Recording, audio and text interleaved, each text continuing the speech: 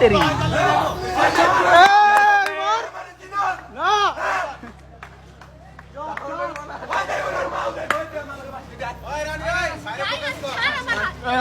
Miss chocolate double timing করা ধরা খাইছে। ডাবল টাইমিং করতে গিয়ে ধরা খাইলো মিস চকলেট। আমাদের চকলেট আপু কিভাবে লাইভ এসে পাবলিককে বুজুম বাজুম বুঝ দিল সেই টপিকে না হয় একটু পরে যাই, আগে ওমর ভাইয়ের কথা বলা শুনে আসি। এখনকার পোলাপান নাকি ডাবল টাইমিং করে, আর এইদিকে আমি একটা প্রেমই করতে পারি না। ডাবল টাইমিং মানে কি এটাই আমি বুঝতাম না, এখন বুঝলাম। এক লগে দুইটা প্রেম পোলাপান করে কেমনে? আমার একটাই হয় না। আমার তো দাঁতও ঠিক আছে, আমার তো দাঁতও ঠিক আছে।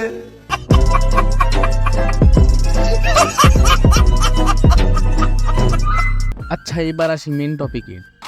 মিস চকলেট বলতেছে, না ভাই, আমি কোনো ডাবল টাইমিং করি নাই। এতদিন আমি তোমাদেরকে ক্লিয়ারলি বলছি যে আমি যেই ছেলের সাথে টিকটক করব বা যেই ছেলেরে মানে সোশ্যাল মিডিয়াতে চেনা কোনো ফিস আমি ডেট করব না। আজকে কথা বলতেছো, বাট ট্রাস্ট মি গাইস, ওর সাথে আমার কোনো রিলেশন ছিল না। ওর হ্যাঁ একটা টাইমে ছিল, একটা টাইমে আমি রায়হানের সাথে রিলেশনে গেছিলাম। মিস চকলেট আপু সরি পোল্টিভাস চকলেট আপু প্রথমত বললো সোশ্যাল মিডিয়াতে চেনা কোনো ফেস সে কখনোই রেট করবে না। তারপরে বলতেছে রায়হানের সাথে তার কখনোই কোনো রিলেশন ছিল না। তারপরে আবার বলতেছে হ্যাঁ এক সময় ছিল। এটা মেয়ে নাকি বাদুর? অনেক শুনছি আমরা যে বাদুর নাকি মুখ দিয়ে খায় আবার মুখ দিয়ে পটি করে। তো ভাই এই মেয়ে কি কথা মুখ দিয়ে বলতেছে নাকি ব্যাক সাইড দিয়ে বলতেছে?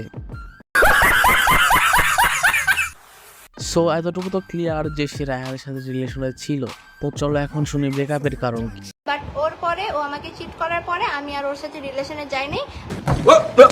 বাট মেইন কথা, আমার সাথে রিলেশন না টিকার কথা কারণটাই হইলো ওর ফ্যামিলি ব্যাকগ্রাউন্ড খারাপ, ও পড়াশোনা করবে না, দেন হইলো দ্যাটস ইট। নিজের চলার পথ চৌরাস্তা, সেই আবার খোঁজে ফেরেস্তা।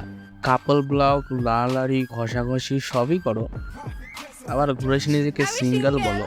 আসলে চিট করা, ফ্যামিলি ব্যাকগ্রাউন্ড এসব কোনো কিছুই না।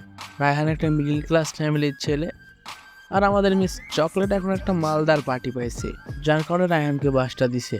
আর রায়হান এখন বাসটাকে আপন মনে দৌড়াচ্ছে। समझ रहे हो समझ रहे हो ना?